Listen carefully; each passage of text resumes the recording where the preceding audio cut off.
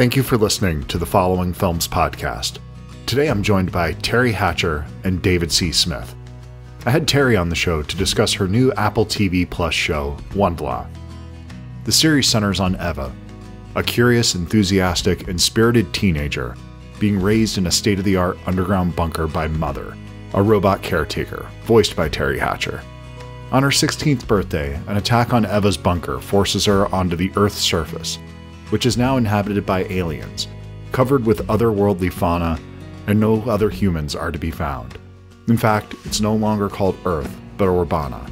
Eva sets forth on a dangerous quest to find humans, her home, and her true destiny. Then after the break, David, the founder and CEO of PlatePros, one of the world's premier international production services companies, chats with me about how technology supports storytellers, the future of immersive film, and the greatest car chase of all time. Big thanks to our sponsor Bookmans for making the show possible. If you live in Arizona and you need movies, games, music, home furnishings, or, well, books, visit your nearest Bookmans. They have your cool covered. WondLa will premiere on Apple TV Plus Friday, June 28th. And for more information on PlatePros, visit platepros.com. I hope you enjoy the show. Thanks. Hi, Christopher. Hi, Teri. How are you today? I'm good. How are you? I'm good. Thank you so much for taking the time to do this and go through the gauntlet of how many ever interviews you've done today. Thank you for having me. I'm happy to get the word out. Well, okay. First and foremost, I got to thank you because you actually made me look cool in the eyes of my 8-year-old, which is no small feat. Okay. This weekend, if you look up, there's a book up there. I had a chance to speak to Roger Deakins for about 30 seconds. He could care less about that. Chatting to Muthr? Oh, that's impressive. Oh, so thank you for making me cool. You're so welcome. That's amazing. I'm happy to do it. So I'm wondering if you could talk a little bit about what take on a role like this, because this is very different from even the other vocal work you've done in the past. This came in a really charming way that I had years and years and years ago narrated the audiobooks of The Search for WondLa. And so years and years and years and years later, Tony called me or texted me and said, "Hey, I think we're putting this series together. If that happens, would you be interested in playing the role of Muthr?" And I was like, "Are you kidding me? Absolutely." And so that's how that happened. And, it's just a really nice, that doesn't always happen in Hollywood. Sometimes you'll see people that will originate a part on Broadway and then somebody else plays it in the movie or whatever. Right. And so you can't have the expectation that it's going to be you just because you did it before. So I thought that was really, really generous and lovely of him to make that happen. So with those years in between the projects, did you approach the material differently this time around? Sort of, it's like when you're familiar with the books, it's like you have this support system of somebody's holding you up. Like, oh, I understand this world. I kind of get it. It's not totally new to me. But then conversely, in a way, it is new to you because it's a new group of people with Tony was of course still involved, but it's a new group of people with new eyes on it. And a new agenda to bring it to life visually. And so that's sort of how I approached it. And the different also is that when you're recording the books, I was narrating it, which I sort of think of as from the outside in. And then when you're playing a character within the piece, now I'm in the piece. I'm not outside of it anymore. I'm in it. And I think those were the differences. So with the idea, I guess that you also are performing every character when you're doing an audio book version of it. You own the entire piece, and it truly is a performance because it's like a one person show at that point. At least when I listen to audiobooks, that's how I take them. No, there were at least 20 characters, and some of them were Russian and some of them were male and some of them were animals. I mean, you see most of those characters throughout the series. I remember being I could only record 4 hours at a time because my voice was just trashed from having to do all those voices. Oh, I do this for an hour and I'm done. I don't know how you're doing it at this point when you've been doing this all day. So you have you have really good water or something. I have no idea water, what you're expecting. Well, okay. So how does it feel now for this many years having this project, and now it's getting this new incarnation of it, and to have this version of it? Because I think this is a beautiful story, and I think the execution of it this time around is really quite lovely. This was something that I love that I got to watch this with my kid, and I got to watch this through his eyes, and to see, to have him experience this. It was just wonderful. That's all we wish for. I feel great about it. I think it's a beautiful execution of animation in a very original, expansive, gorgeous way. I do think it's an amazing story. At its heart, it has the roots of like a Wizard of Oz or an Alice in Wonderland and an adventure. You've got a female lead, which I love to have this execution of this strong teenager who's feisty and also flawed, but like on a journey to find herself and find what family can mean to her. I think a sort of resonating theme of how technology is in our life and our relationship to the planet and our relationship to plants and animals and our obligation therein, I think is an important, provocative discussion that, can get brought up in a fun, entertaining family way that might actually trickle out to have more meaning and more effect than we even anticipate. That would be amazing. But I also really resonate as an only child. I resonate with the idea of finding your found family. That family doesn't just have to be your flesh and blood, that it can be the people that you make your family, that you surround yourself with, and that you ultimately love. And I think that's a beautiful story too. I think there's a lot that kids and adults alike can dig into this one. And it's nice to see a film. I think of this as a movie because I sat down and watched this in one go. No, but it does have, but it has the quality. It has the quality to hold up to being a movie. You could completely see this in a theater.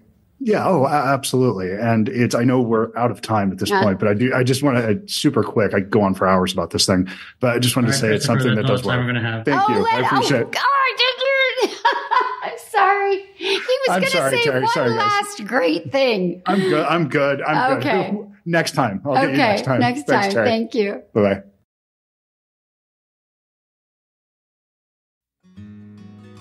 Today's episode of the Following Films podcast is brought to you by Bookmans. Are your shelves groaning under the weight of unread novels and forgotten movies? Does your attic hold a secret collection of vinyl waiting to be rediscovered? At Bookmans Entertainment Exchange, Arizona's favorite haven for pre-loved treasures, they turn your clutter into cash or store credit. But Bookmans is far more than a used bookstore. Bookmans is a cinematic journey. You can relive your favorite films or discover hidden cinematic gems. They have an extensive DVD and Blu-ray collection that offers something for every movie buff, from cult classics to box office hits. Bookmans is a symphony of sound. Dust off your headphones and get lost in the world of music. They offer a vast selection of CD and vinyl records, encompassing everything from classic rock to contemporary pop and everything in between. Bookmans is a gamer's paradise. You can level up your gaming experience with their diverse collection of used video games. From retro consoles to the latest releases, you'll find everything you need to conquer virtual worlds at fantastic pre-owned prices. Bookmans is the home for the curious. If you're looking for that unique piece to add a touch of personality to your space, explore their curated selection of home goods, including vintage finds, decorative items, and even musical instruments. Bookmans is also, goes without saying, a universe of books. From timeless classics to the latest bestsellers, their meticulously curated selection caters to every genre and interest. Whether you're a sci-fi fanatic or a history buff, they have the perfect book to ignite your imagination. Don't let your pre-loved items gather dust. Bookmans offers a hassle-free way to give them a second life. Just go ahead and bring in your used books, movies, music, video games, and even some home goods, and their friendly staff will assess their value. You can choose to receive cash on the spot or store credit to explore their incredible selection. And when you choose Bookmans, you'll know that you're supporting local. They're a proudly locally owned, operated business, supporting the Arizona community. They have an unbeatable selection with a vast array of used media, and you'll always find something new and exciting to discover. And it's eco-friendly. By shopping pre-loved, you're giving items a second life and reducing your environmental footprint. And it's always a great value, because Bookman's offers competitive prices that ensure you get the best deal on your favorite books, movies, and music. Make sure you visit Bookman's today if you're ready to embark on a journey of discovery. Head to your local Bookman's Entertainment Exchange, browse their shelves, unearth a hidden gem, and turn your unused items into cash or store credit. And remember, Bookman's has your cool covered. I hope you enjoy the rest of the show. Thanks. So this year we did the hands-on 360 experience. So that's where you had the LED screens. It was an entire LED based booth. So that was ours. Got it. So then how has the technology changed for you in this time? What is the difference in what you're doing? And how, I guess we should start a little bit, back it up a little bit. Yeah, that's fine. How did you get into this in the first place? Because it's kind of a unusual little niche part of the market that you've stepped into. Yeah, and niche is definitely the right word. So it all started really 2007 through 2011 in that window. So it was the reboot of Knight Rider, the robotic car TV show that we all know and love from our childhood. So when they rebooted it, a friend of mine from college that was in VFX had an opportunity and a need to create the heads-up display for Kit, the robotic car. So pre-Iron Man, this was all the computer graphics that you now think of as what Tony Stark sees in his helmet. Sure, that was on the windshield of the car as part of the graphics for that TV show for NBC. Some college friends of his got the job to create those graphics. And so Stefan was brought in on for that. So he's now VFX supervisor for the boys, and he's moved on to do other great things. But through a series of strange contractual issues, they didn't have anything to put outside the windshield. So their job was to create the graphics, but they didn't have the plate for outside. And at the time, I had a production company, was shooting commercials and shooting my own content. And they basically called in a panic and said, "Hey, we need this view outside the windshield of this robotic car so we can finish our heads-up display work. Can you help us get that?" Well, I didn't know what that was. I now know that was a process plate, that was now what I do. So that was the first instance to go film the view out the windshield of a car for that purpose. Ultimately, it worked. We got them the footage. They made the comp. That turned into the TV show. Everybody was happy. But through that process, I recognized that there really was a need for more of that kind of content, for these views outside of cars, for the instances in that time green screen. Now we've moved on to kind of LED and virtual production, right. But this idea of artificial driving and how do we create those vistas outside of the fictional cars so that your actors are driving through real environments, but environments that they never visited. So that kind of is where it all started. For a number of years, I was just doing what we called the heavy iron approach, which was typical of the time, a single camera on the back of a camera car. So like a shot maker style truck with a stabilized head. We would shut down a chunk of road and spend all day driving up and down that road to capture all of the different angles that you might need for the end result. And then eventually cameras got smaller and lighter and DSLRs happened. And we realized, wait, we can just put a bunch of little cameras on a car and get it all at once and actually still be street legal. This is also when Google Street View started happening. So kind of a confluence of all of the technologies came together to allow us to capture it in a much more efficient way. And so we drove the price down. We also recognized that there was a benefit to having a library, to having a bunch of this content already existing.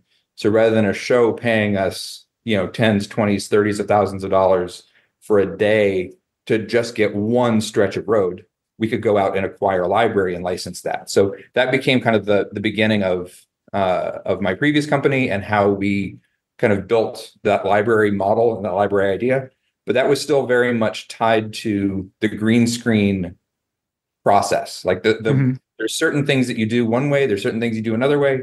All of the decisions were based around what the needs of green screen compositing was. Well, now, fast forward a decade later, and LED stages have become much more common and getting more common every day. And the techniques around what's now known as virtual production, have a different set of equations that we need to run the process through. So really the new company and now our new library that we announced at Cynic Year last year, and we're expanding on this year, is the answer to how do we take this general technique of virtual moving environments and bring it into the LED paradigm. So for us, what that means is we're now focusing on stabilization, where the plates are very smooth, so that the motion can be added on stage by the camera operator.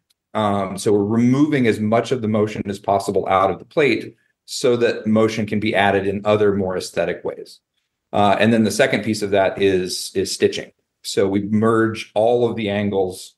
Normally we were shooting multiple cameras in multiple directions, and you would kind of pick which of those cameras you wanted to see, maybe one or two, as part of the background. Now we're merging all of that together into essentially a sphere of uninterrupted content, so that you have every angle, every pixel on every angle is covered, which is really, that's a big piece of what's important on the LED stage. Yep. Now there's no seams, there's no end to the content. So wherever you put a panel, wherever you put a pixel, wherever you put an LED piece, there is a piece of content to fill that LED that's geometrically correct.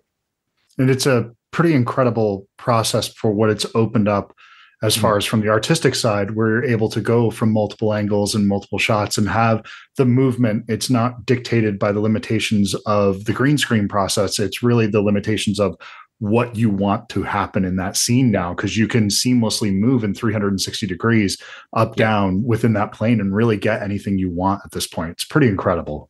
Completely true. Thanks. Yeah. And so then when you're collecting these, building this library, how there's certain things. I was looking through the library earlier, and I was looking through the Arizona stuff. When you're going through here, are you just saying, well, we have this, but Arizona has this unique look that Montana might double for it. So do we need to go out to Montana and get this piece of it? Or how much are you saying, well, we can double this for that? Or do you just keep adding to that as you go along? Yeah, it is very much a bit of both. So we actually have Kelly, who's on the call too. So she runs the library for us. And she's also the one who's really instrumental in kind of helping us to decide what areas are we going to actually go film, and where can those areas double? Like what can that be a substitute for? Because a lot of times it is you're aiming for the aesthetic intent of the creative process, as opposed to a street view specific, the actual street address. Right. Sometimes that matters. Like if there is a hero house, like the protagonist lives at 1157 Fifth Avenue. Okay, sure. Maybe that house matters. But for the most part, what you're interested in is the look and the feel and the tone and kind of the world building of what that plate kind of feels like. And so a lot of places feel like a lot of other places. So it's a very common thing for us to be able to mask one area for another. And so what we're always looking at when we go out to film is trying to understand, number one, what kind of stories are popular right now? What kind of stories are people telling? And what environments are going to help populate those stories with believable locations? So some of that's very specific. New York has a tendency to be very specific. New Yorkers know New York really well, and they want it to be right. They want it to be, this block at this turn, we're going to make a left. So that's typically our New York is a little bit more finite and fine-grained. But then once you get out into the rest of the US, and honestly the rest of the world, we're then looking at kind of specific things like, okay, style of architecture. What's the species of trees that you're seeing? That actually matters a lot. Is it a divided highway, or, is there a median? Is there not a median? So kind of get into the broader kind of architectural breakdowns, and that starts to help you identify place. And a lot of times we just say, just get us something that's not LA, because because LA gets shot so many times for so many different places that you really start to recognize those locations over and over again. So a lot of times it's just about kind of getting out in the world and branching out. But it's interesting how much Atlanta plates we acquire to sell to LA shows and how many LA plates we acquire to sell to Atlanta shows. It's definitely the grass is always greener. And I would imagine Toronto is kind of right in between those two for a certain time. So there's almost buildings in Toronto that you recognize as things that are always shot for LA buildings at this point. But I'm wondering though, if you, coming from somebody who was a creative when you got into this, and there still is a creative aspect to what you're doing, absolutely. What's it like to work in a field now where when you do your job really well, your work is invisible? It's a really good question. I take my greatest satisfaction out of helping storytellers tell better stories. And I know that a big part of what we do is kind of the unglamorous, heavy lifting, just tedious piece of it. It's very technical. It's very detail oriented. We're dealing with many, many, many cameras at the same time. So that could be on the low end is 5 to 6 cameras. On average is 9 to 10 cameras. On the high end, we've done as many as 17 cameras on a single array on a vehicle. So managing 17 cameras takes a particular mindset and an attention to detail that goes far beyond what would be acquired from a normal crew. And a lot of our clients will go out and shoot their own plates or attempt to, and then come to us after the fact and realize, oh, wow, this was way harder than we were expecting. And knowing that we're there as a resource so that they can focus on the creative, they can focus on the storytelling, on the characters, on the dialogue, on everything that's happening within the world of the story, and not have to think about this very technical, very specific, very detail-oriented drudgery, honestly. So I take a lot of satisfaction in taking that drudgery off of the filmmaker, because I feel like that means that their attention can go to more important things in terms of telling better stories.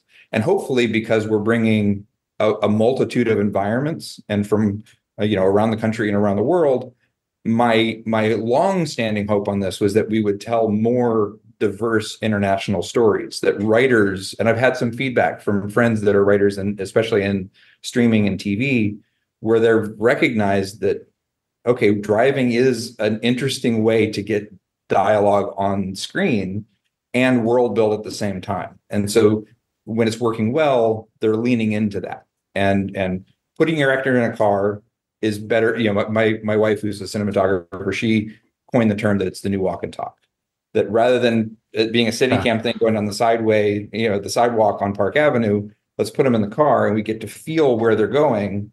We're physically moving the story forward, but we're also, giving a little bit more texture and feel to the story at the same time. So for me for my work to fall away is the ideal. That means we're doing it right. And I think anyone who is even tangentially associated with visual effects, which is where a lot of our work ends up, I think everyone in the VFX business knows that our job is to disappear. It's like good editing, good cinematography, good music, all these things disappear in the name of good storytelling, of course. Yeah. But I hadn't thought about that as using this as a way to establish world, that you can open up the scope of a piece, that all of a sudden, if you decorate a room properly and then you show the outside in a car as Brazil, you're in Brazil, you've gone to an airport, and you could really you could globe hop without really leaving the studio at this point. Yeah. And that's not an uncommon technique, is build your interiors. Maybe you hire a small crew, sometimes second unit stuff to do some second unit B-roll in addition to the plates. We'll get the plates of those locations. And then your actors never have to leave Santa Clarita. So that's not bad. That's not a bad way to go about it. So then what are the challenges that you still have in this work that you're trying to answer for something that's so, innovative right now? The I'm assuming 5 years from now, 10 years from now, 15 years from now, what do you see as the next evolution in this technology? I think it's interesting because there's a few different ways to scratch this same itch, and in terms of the idea of a virtual environment. So some of that is now we're moving into a world where people are embracing game engine technology and creating fully immersive 3D environments. And I think there's a lot of benefit in that. And that's actually something that we announced at Cinegear this year. Is we're adding to the library a new line we're calling sim plates, so SIM dash plates, that are fully CGI. There's no cameras involved, so it's entirely procedurally built. In our case, it's solely relying on game engine. We're also doing some things in more traditional 3D packages to create CGI plates that have a one-to-one relationship to our photograph plate. So when you get a photographed array plate that's pre-stitched, there's a file format and a video format that's associated with that. That's a standard that we use across the library. We're applying that same standard to CGI generated plates. There's certain circumstances where it's incredibly difficult to capture a particular detail in camera. So things like precipitation. If it's snowing or raining, keeping 10 lenses, 17 lenses clean when you're going 60 miles an hour down a freeway in the middle of a rainstorm is not just difficult, it's basically impossible from what we've been able to find. All of the systems for cleaning the lenses work by displacing the water. But if you have lenses in every direction, when you get water off of one lens, all you're doing is spraying it onto the one next to you. So those systems are usually not as effective in an array as they would be on a single camera. So the sim plates is a perfect place for us to be able to add digital rain into the plate that we couldn't physically capture. One that Kelly will always bring up is the rural night plate. So it's very common for us to get a client request for driving through a forest at night in the middle of nowhere. Well, if you're in the middle of nowhere at night, Kelly's reaction. there's no light, so there's no exposure. So we're now forced to, if we're shooting it with the array, we're forced to either do a day for night where we're shooting at dusk and then trying to do a sky replacement and time it down. We're trying to find ways to build exposure in what would otherwise be pitch black, but doing so in a way that matches the aesthetic of what the creative intent of the look of the rest of the film is. A lot of times it would be, hey, let's get 50 Musco towers and line a forest for 10 miles and drive through. But that's incredibly cost prohibitive. So we can build a virtual forest that's procedurally built that gives us an infinite amount of road and have essentially those Musco towers now are a copy paste within the 3D software so that we can afford to have 50 Musco towers going down 10 miles of road because it's just happening in software. So that's one area where new technology is stepping in.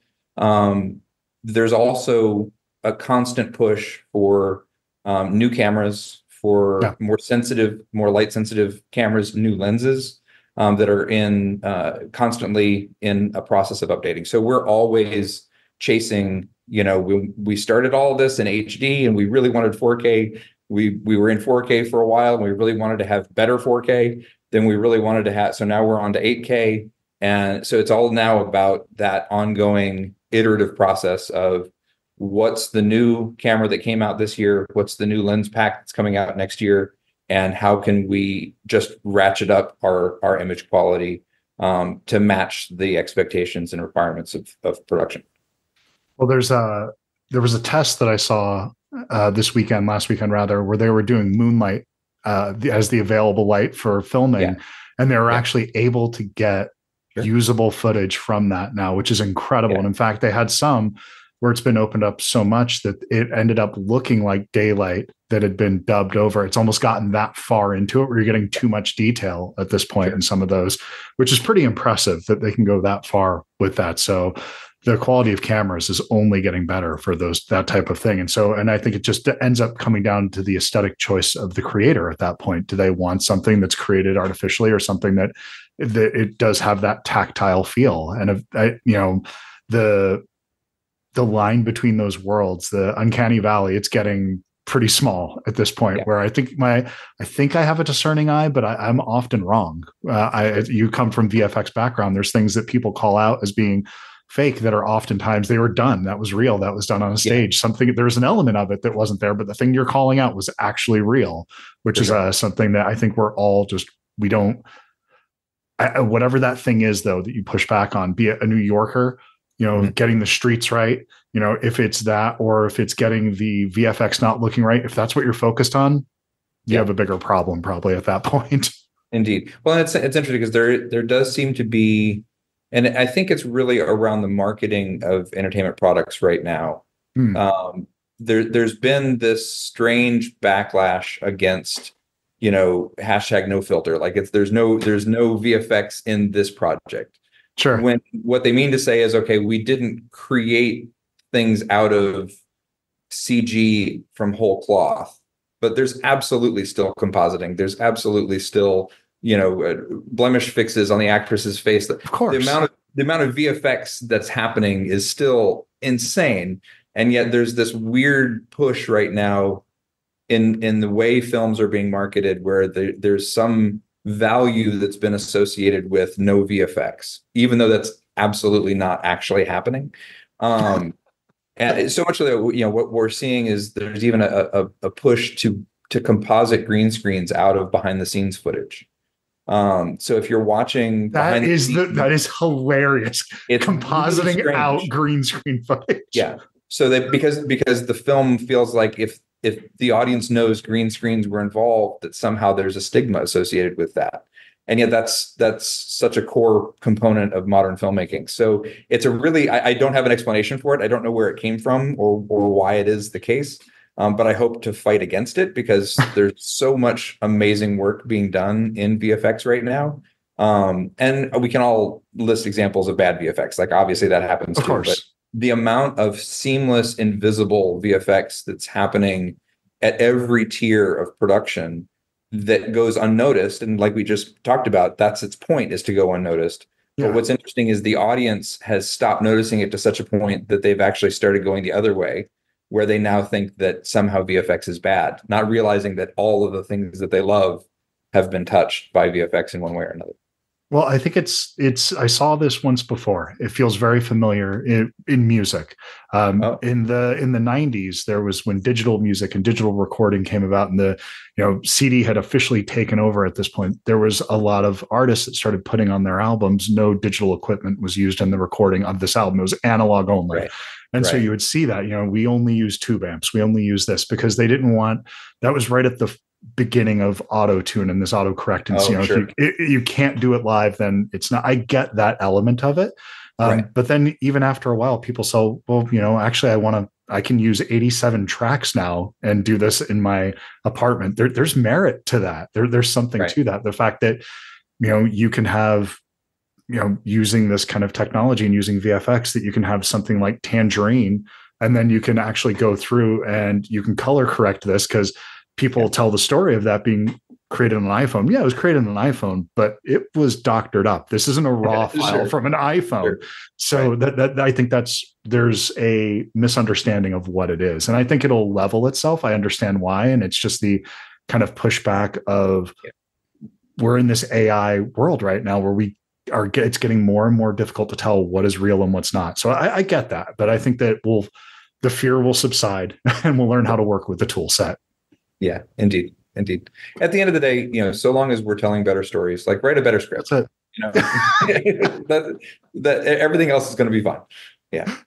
Could not agree with you more, man. So then, what's going to be next for you after this? Is what is there something that you're looking forward to that you haven't done yet, or something that that's going to scratch that itch outside of the kind of these fully immersive VR kind of environments that you're talking about? I mean, the notion of virtualizing locations. I think if you take a big step back, this is everything that I've been doing, and in the specific purview of the driving scene. What we're really doing is trying to take different locations of the planet and bring those into the reach of filmmakers at every budget range. And that's that. So the virtualization of location really is kind of the core of what I think about a lot and what we're trying to do. So for us, the 360 plates in a car, that's one iteration. We do other versions of that as well. So we've done 360 crowd environments for boxing in the Creed movies. We've done rooftop, high resolution rooftop photography, where we're able to give you the vista outside your 15-story apartment in New York or in London or wherever. So those are kind of more traditional, where it's the use of a plate to be able to move an existing set piece, and that set piece maybe is the interior of the car, maybe it's the interior of an apartment, but we're transporting that to another location on the globe through the view out the window. The next step, and it's a very difficult step to make, but it's one that we're actively working on, is what happens when you're not in a car or in an apartment? What happens when you're just walking down the street? So we want to be able to virtualize locations at the individual level, where the context is the location, not the context being some set piece within a larger location. So that's a big part of what we're working on, especially for LED virtual production use, is creating true volumetric video. So video that has depth and has a certain degree of freedom where you can navigate within that environment. So the camera can move and the environment reacts accordingly. Right now, that trick is at the core of LED virtual production for camera tracked game engine style work, where we're creating 3D assets in Unreal or game engine of your choice and camera tracking that parallax. We want to bring that same level of motion freedom, but bring it to actual photographed environments. So where you can actually move around inside the plate. Think about how that would impact performance versus the green screen environment, and having that idea of having something that is you in those big spectacle pieces that you could react to, or even something that's much smaller, that it could make sense that when you're pulling down the budget, but you need to have this moment in Antarctica for whatever reason, you could actually pull that off in that scene. So that's incredible. Okay. I know we're at time right now, but I got to ask you one last question. Of course. You're a guy who spent a lot of his life thinking about driving shots in movies. What's your favorite car scene in a film? Oh gosh. So it's going to be controversial because I'm going to tell you one that doesn't involve plates at all. Okay. That's great. But I consider to be the gold standard for what we're trying to achieve with plates. Sure. And it's actually Tom Cruise in Reacher. So the first Reacher film. Yeah. Where because Mr. Cruise is an accomplished stunt performer in his own right and is incredibly skilled behind the wheel, they were able to use him as the driver in shot for a tremendous amount of high intensity action. And so it's him in the car, and that car is doing those things that you're seeing happening on screen. Doing the swerves, skidding around the curves and smashing into things, all the exciting things that make a car chase fun. I hold that one up as kind of the gold standard for high intensity action in a vehicle, but where the character is never lost shot by shot. So through the action, you still see his performance, you still see his character's motivation, you still see the emotions of why he's driving the way he's driving and why he's doing what he's doing, because it is the actor in the car. And they had the freedom to then give you close-ups and to give you that shot that goes from the wide of him screaming around the corner and pushes in, and you realize this is him having an acting moment in one shot. So to be able to attain that level of specificity and performance, but doing it in a simulated way, is a goal. So that's kind of I would put that as the bar that we're always trying to reach. If we can give you a simulated driving sequence and have it look that good, then I feel like we've accomplished something. You talked me out of my answer, actually. Oh, no. No, that's good, because I was thinking of what Friedkin could have done if he could have pushed into Popeye Doyle, in the French Connection. Sure. If you could get into that, then actually get that performance instead of you have the close up and that, is obviously it's done and you're not seeing the environment around you. And then you're cutting back and you have the stunt driver there. And so there is that, you still get lost in it, but imagine if you're pushing in directly to that and how that increases the tension of the scene. Yeah, you're absolutely right. So well done. Yeah. Love it. Well, David, thank you so much for taking time to do this, man. This was a blast. I appreciate it. Absolutely, Chris. A real pleasure. I look forward to, hopefully we'll have a chance to do it again in the future. I hope so too. Cool. Thank you, man. Thank you. Chris. Thank you both for taking the time. Thanks, Chris. Have a great week. You too. Thank you. Happy Father's Day if you happen to be a father, David. Thanks. My cats will. My cats are buying me a card as we speak. Happy for Father Day, I guess. That just sounds wrong. I'll take it. Thanks, man. Take care. Awesome. Thanks, Chris. Cheers. Bye. Time enough to figure you out. Time enough to write this down. Wish me luck, give me hope.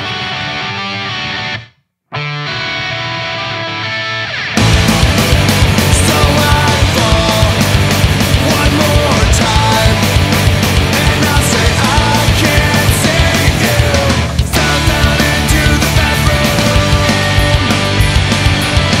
Fade out into the background. Get up and fall down again. So I know you'll give up.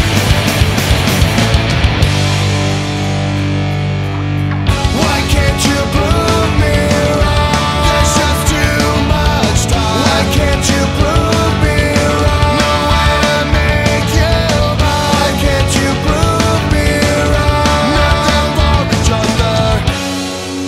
You'll be fine.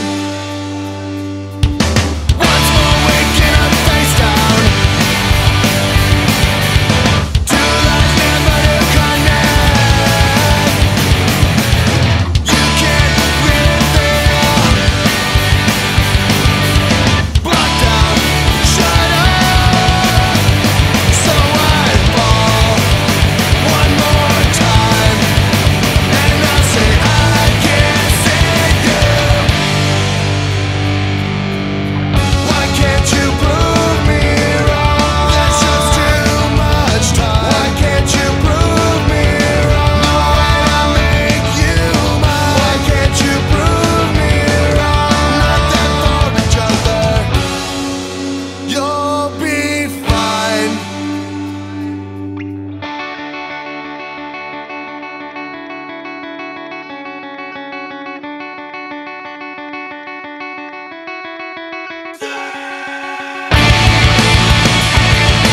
Save you now. Save you.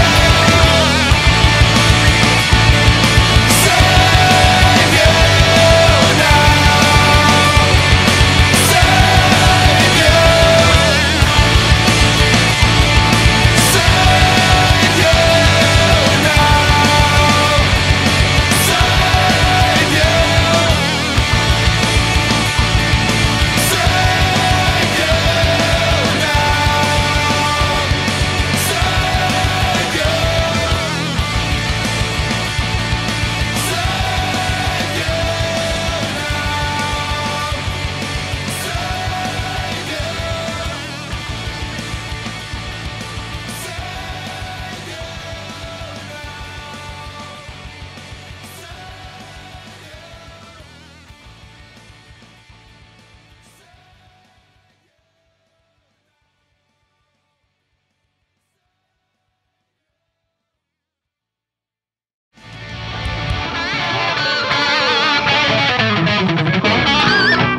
My voice cracked.